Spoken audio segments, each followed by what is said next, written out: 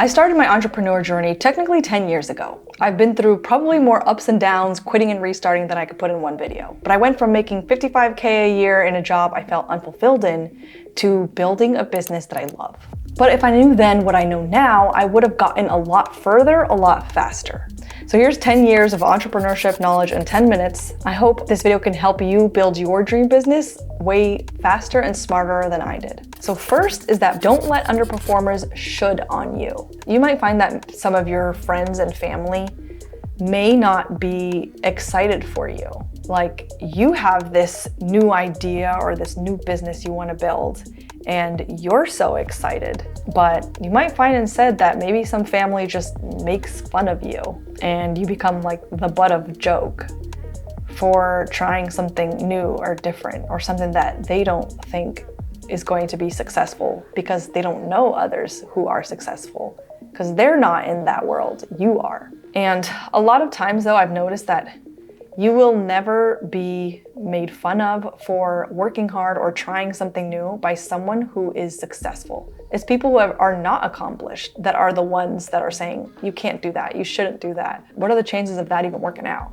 But it's the people who have been successful that are going to be rooting for you, excited for you, because they have the vision. And those are the people worth listening to.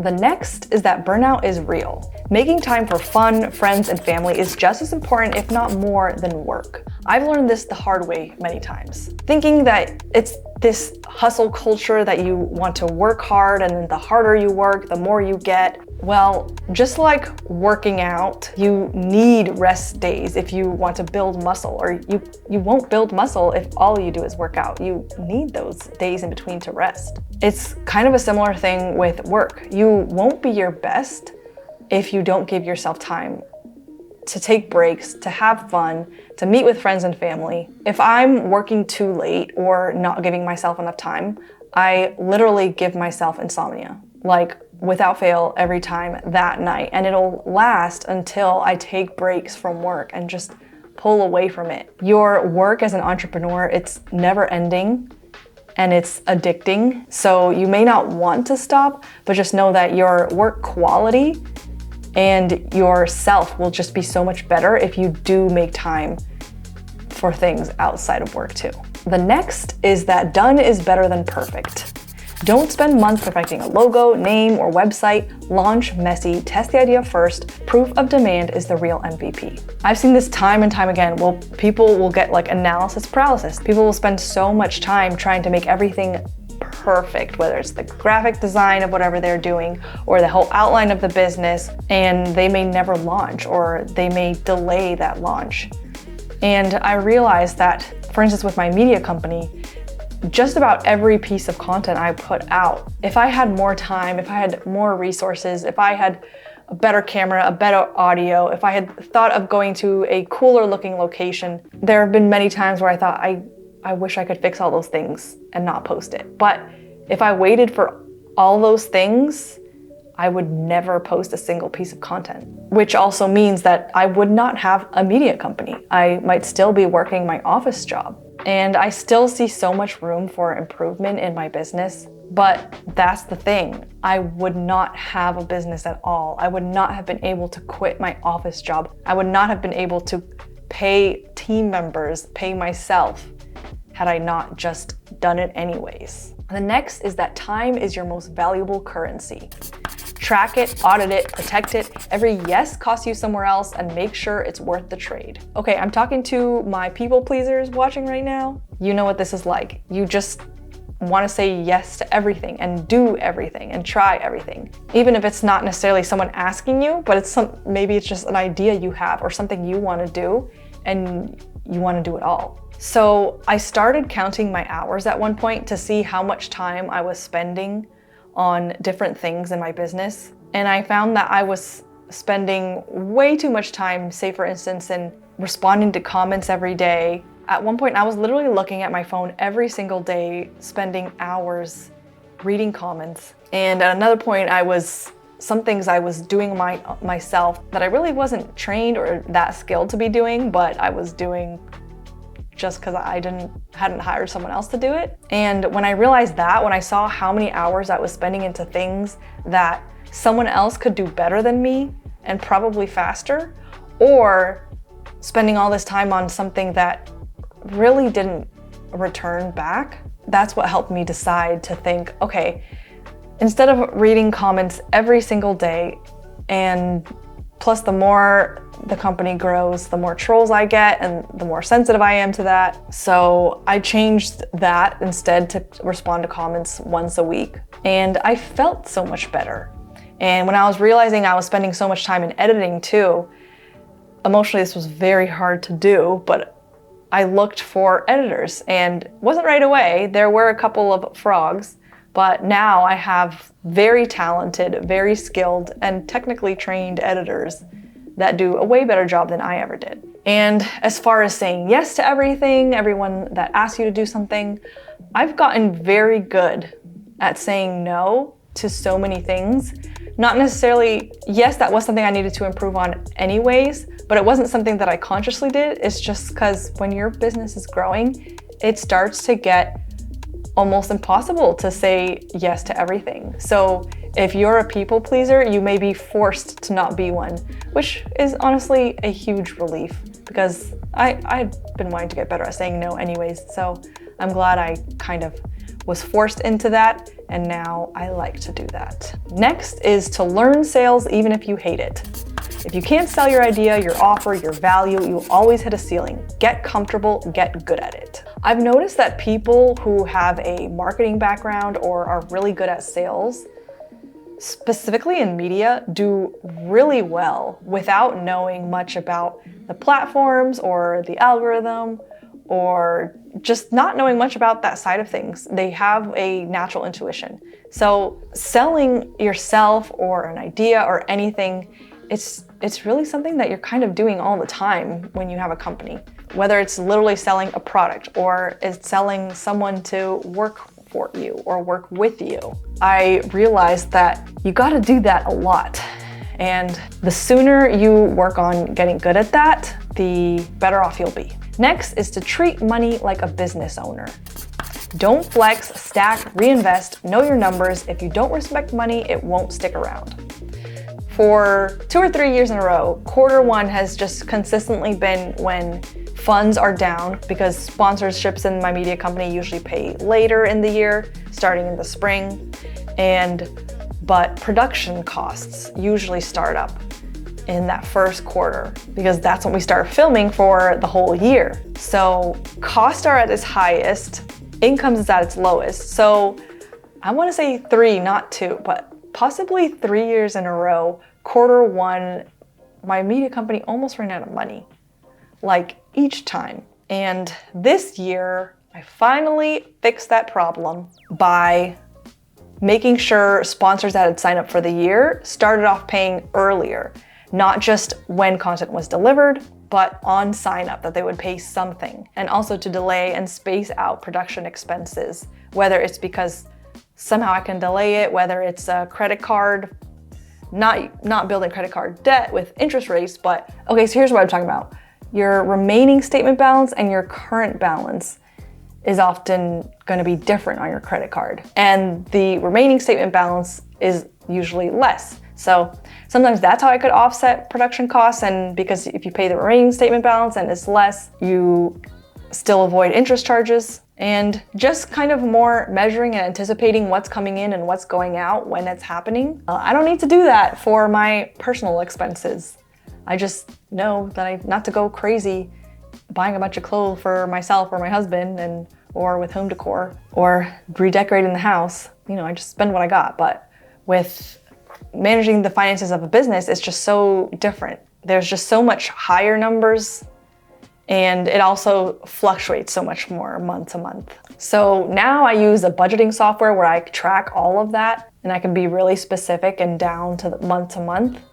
But before, when I was just kind of winging it, that's when I was messing things up. So that screen recording you just saw, that's my actual business finances of where I manage it in. My husband created that software. It's called Artisan Money. He's a software engineer and he used to work in cybersecurity. So he basically is obsessive with finances and budgeting, and he wanted to create a budgeting tool that doesn't sell your personal information, because that's how all these other budgeting tools online make money. they sell your information to other companies. One, they didn't sell your information, and two, it's super secure.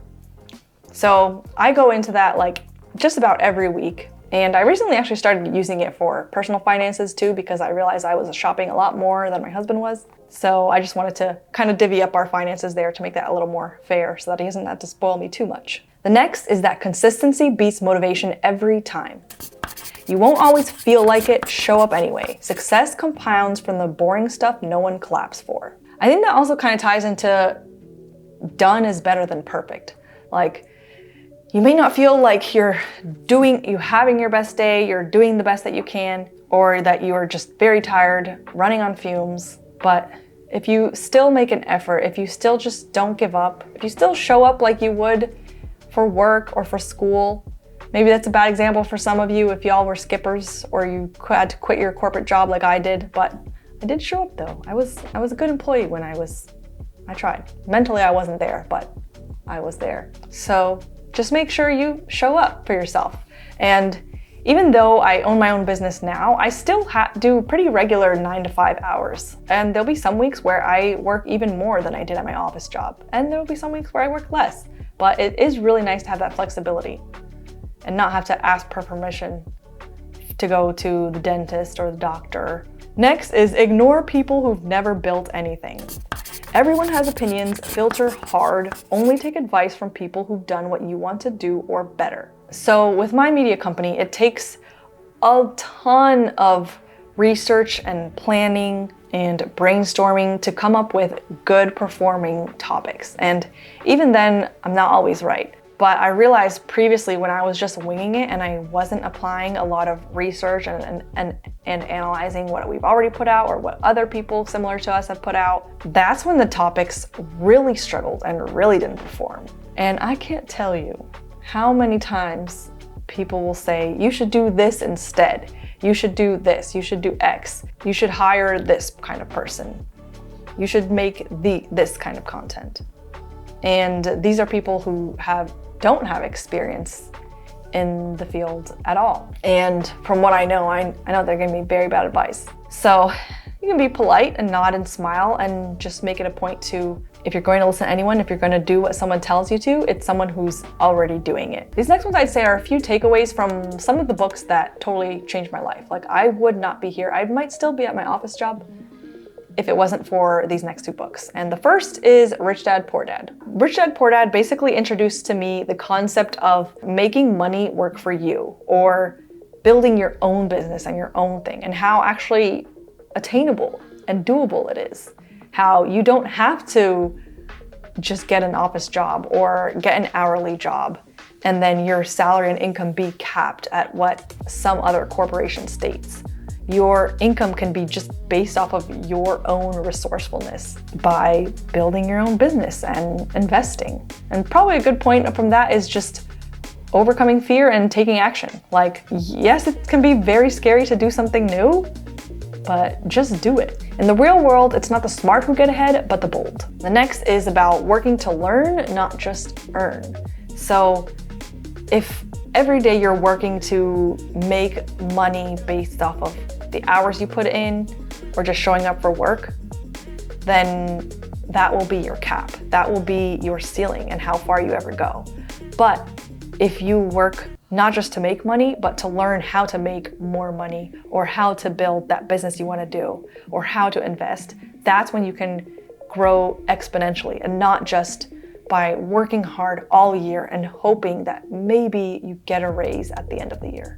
The goal is to not be idle, but to be free to do what excites you. And of course, understanding taxes and corporations. So, okay, maybe I don't actually understand this, but rather I found a bookkeeper who does and who can tell me what to do and how to structure my business and my accounts so that I can save the most amount of money. Like, the very first year that I thought I built a business, but I didn't. I really just built myself a freelance job doing graphic design.